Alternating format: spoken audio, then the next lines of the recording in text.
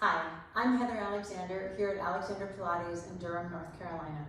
Today we're going to look at the bridge, which is a basic exercise that builds into a sit to stand or a squat so that we have strong hips and glutes.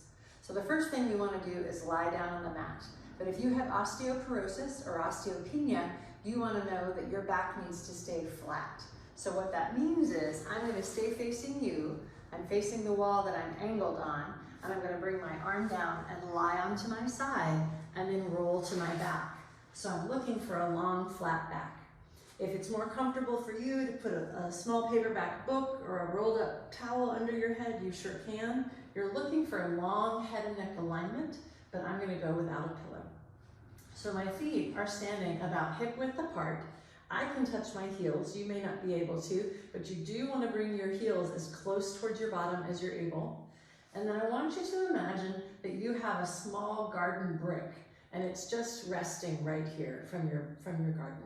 So you're going to imagine pressing into the heels so that when you lift your bottom, you're not pushing your ribs to the ceiling. So my abs are up and in, and I'm going to press into my heels and I'm going to lift my bottom. My ribs didn't fly up to the ceiling, right? So we're going to come back down. We're going to think of activating the glutes, the bottom, as we press into the heels and squeeze up and come back down. Press up and come back down. Press up and down. Press up and down. Press up and down. Now, something to start to be aware of. What are your knees doing? Are they accidentally coming in and folding in? Or does one knee want to come in? So we're looking to be square in our pelvis and square with our pelvis to our feet. So what I want you to imagine is that you're going to press into your feet and imagine you're on a newsprint and you're at the fold of the page and you're going to just keep that intention of lightly pressing out. And I'm going to squeeze my bottom and come down. And I definitely feel more outer hip by just adding that sense of pressing out on a newsprint right at the seam. So I'm lifting up and pressing down. So we're going to do 10 more. Press and down and down. And 8 and 7 and 6, 5. Good. Squeeze the bottom. 4. I guess that's 3, 2, and 1, and come down. So now we're going to turn to the side and do what's called the clamshell. So you can support your head, you could have a pillow here. I'm going to stack my hips and knees, and I'm looking to think I've got just a little grate under my waist, so I'm not collapsing into the floor, but I'm pulling up and staying strong. Now my knee is going to track right over its other knee in line with this hip. So hip bone width on me is right here coming forward. So there might be like an apple idea, a large apple or a grapefruit here. So I'm going to start at hip bone width and I'm going to go up, my feet stay together and come back down. And up and down, up and down. 4 and down. 5. So we're working the hip bone to the ceiling and down. 8 and 9 and 10. Now I'm going to let my knees close, and then I'm going to go from the close of my knees up to the hip bone and down. 2. So we're working the bottom part of the clamshell now. Up and down, up. Good. And down. 5 more. And 3 and 2 and 1. Now I'm going to close the knees together and I'm going to work the whole clamshell all the way down, all the way up, all the way down. 3 and down. 4 and down, all the way up and down, up and down, up. Good, all the way up and down. Last 2 and down, all the way up and down and down. Now you can either roll to your stomach and roll to your side or sit up and go to the other side. But if you have an osteoporosis diagnosis, you don't want to round your spine. You want to be mindful of that. So because I'm facing the camera, I'm going to sit up with a flat back. I'm going to swing my feet to the other side and face you guys. So I'm gonna lie on my side and stack my hips this way. So we started with the hip bone height right at the knee and my feet are together. So I'm gonna go up and down from there. Up and down, up and down. Good, I'm keeping the idea that I have a grape under my waist so I'm not collapsed into the floor. And down, up and down, and down, and one more. And now I'm going to close my knees together and work the bottom part. So I'm going to come from my knees together just up to hip height and back down. Up and down, up and down, up. Good. 5 more. Up and down, up and down, and down, and 2. And now I'm going to do the whole range. I'm going to start knees together and go all the way up, all the way down, all the way up, all the way up, all the way down, up and down, all the way up and down, up and down, and down, and down. Great. What we're going to do now is turn again and roll to our back. We're coming back to those bridges, and I want to show you a way you can start to challenge it.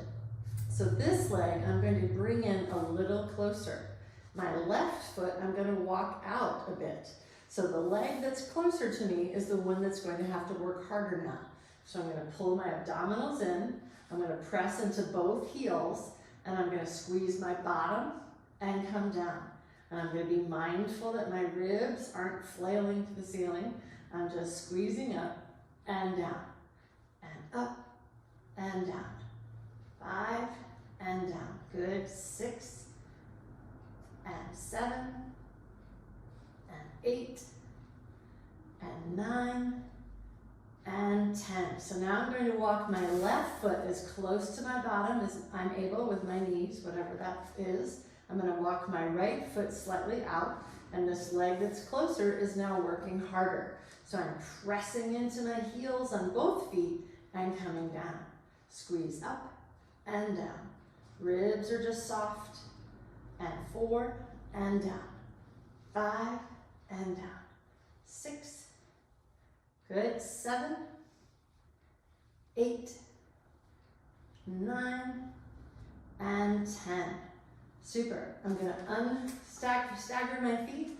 I'm going to roll to my side for safety for my back.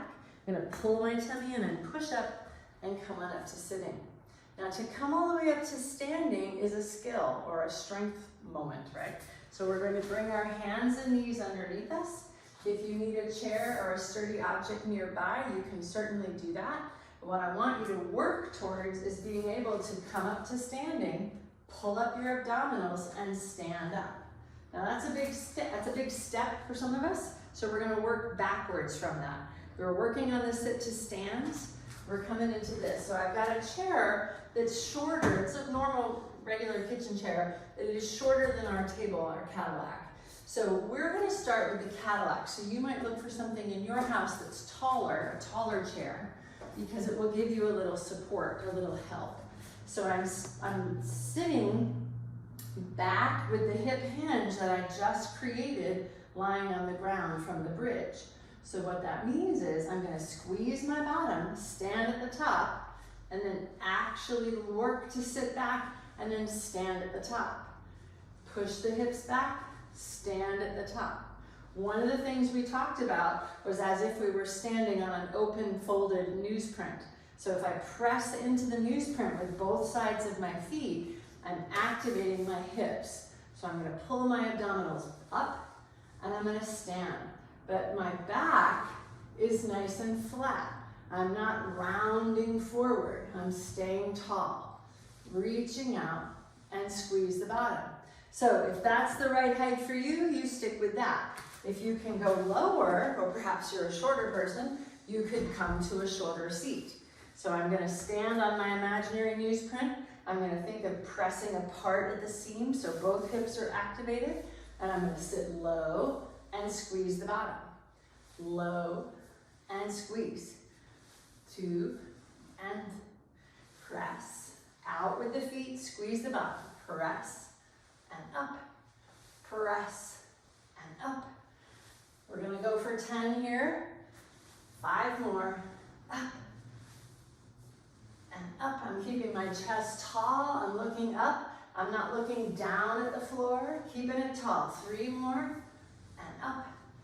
2, and up, and 1, and up. Great. So some ideas, you could use a strap to put around the upper thighs if you need it, around above your knees. That's a way to keep that track. What we want to make sure that as I face you now, if I were sitting back toward my chair and you watch my knees here, does a knee roll in? If the knee rolls in, the hip is not strong enough.